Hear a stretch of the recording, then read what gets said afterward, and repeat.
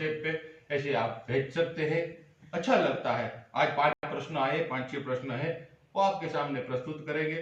पहला प्रश्न है, आप सावधान मन से और सबसे मन हटाकर, मैं उनको गुरु मानता हूं, ज्ञानेश्वर महाराज को, हर अध्याय में लिखेंगे सावधान मन। उसका मतलब कि सबसे मन हटाकर इसमें लगाए तभी फायदा होगा।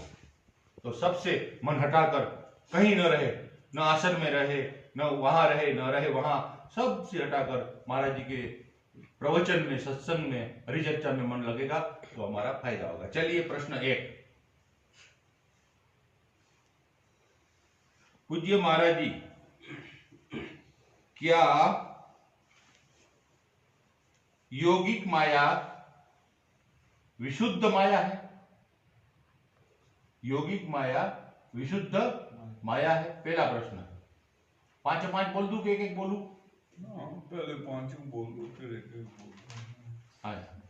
एक प्रश्न ये हुआ। दूसरा प्रश्न है, ज्ञानगंज के विषय में समझाने की कृपा करें। तीसरा प्रश्न, स्वामी जी क्या कारण शरीर ही लिंग शरीर है? कृपा करके योग पतंजलि महाराज के सिद्धांत के अनुसार समझाने की कृपा करें, क्योंकि हमने सुना है कि आपने पतंजलि योग रहस्य 3-4 बार पढ़ा है। चौथा, शुद्ध विद्या ही सदाशिव का रूप है क्या?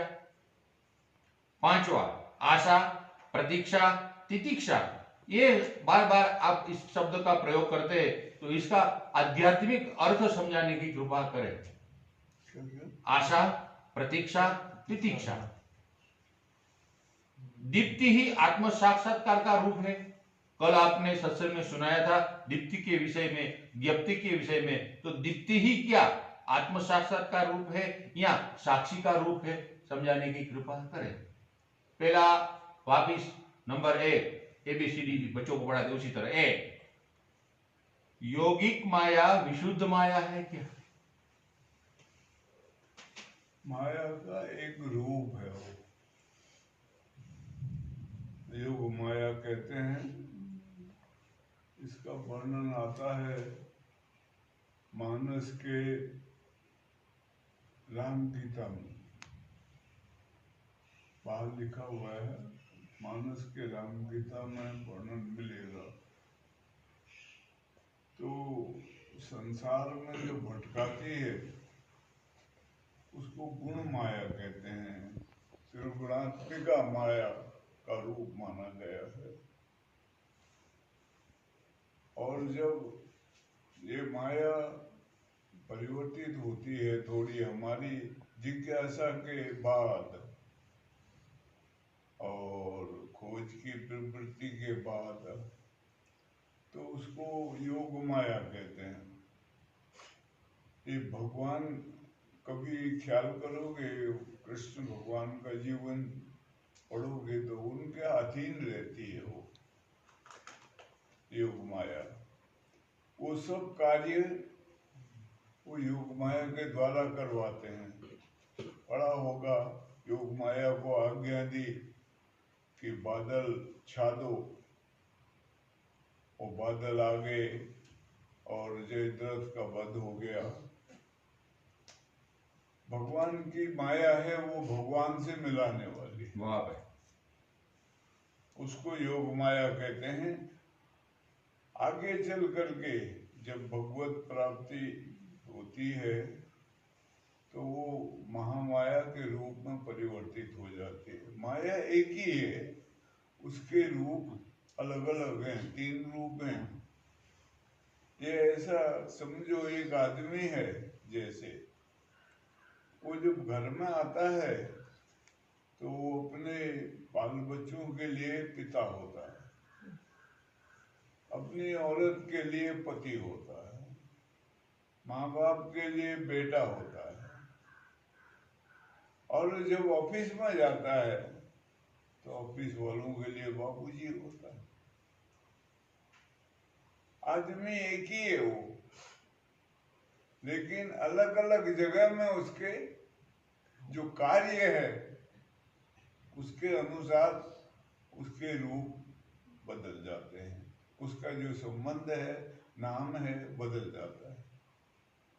ऑफिस वाले उसको बाबूजी घर के पुकारते हैं, तो घर आता है तो उसका पिता मिलता है, तो बेटा आगे पुकारता है। बच्चे हैं वो तो जाके लिपटते हैं, तो पापा आगे। और उसकी स्त्री उसके साथ मिलती है तो वो कहती है उसका पति आ गया। तो नाम बदल जाते हैं और उसके उनके साथ गुण भी बदल जाएंगे। ऑफिस में उसका जो काम होगा बाबूजी वाला काम करेगा वो, और जब पिता होंगे तो उनके सामने वैसे वो आदर भाव से व्यवहार करेगा। और जब वो बाल बच्चों के सामने होगा तो उनको खिलाएगा, गोद में उठाएगा, थपथपाएगा, और स्त्री के संग वैसा व्यवहार, सबके साथ उसका व्यवहार भी वैसा ही होगा। ठीक इसी प्रकार से माया भगवान की है, पर उसके कार्य हैं वो संसार में दौड़ाती है और भगवान से मिलाती है, मिलाने के मार्ग में अग्रसर करती है। और जिसको ये अध्यात्म में कुंडलिनी कलकार पुकारा था, योग माया ही है वो भी।